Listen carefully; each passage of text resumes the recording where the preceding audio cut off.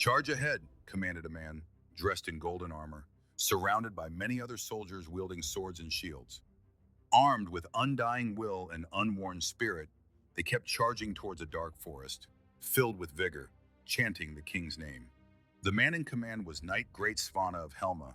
He was one of the greatest warriors to have ever lived, and he'd vowed to protect Helma until his last breath. Helma was a small island kingdom, named after the first mother Helma, who was one of the five wives of the late King Corsair, a philosopher more than a king, who'd brought the first settlers to Helma with hopes of creating a holy kingdom.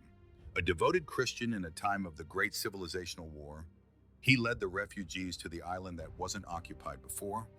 He was a benevolent king. He divided his kingdom among five of his wives. All were known for different attributes.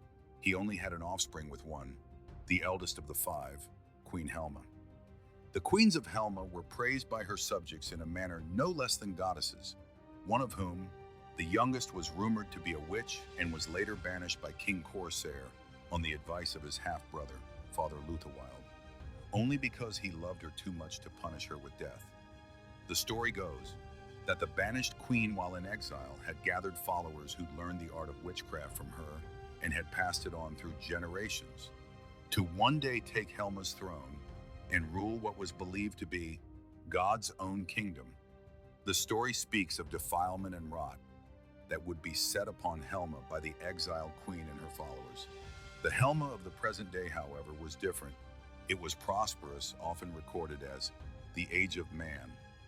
Its subjects were happy, and the only war it was engaged in was with the final generation of those who were rumored to practice witchcraft. The two somewhere far off in the west, with those believed to be ardent followers of the youngest mother, the banished witch.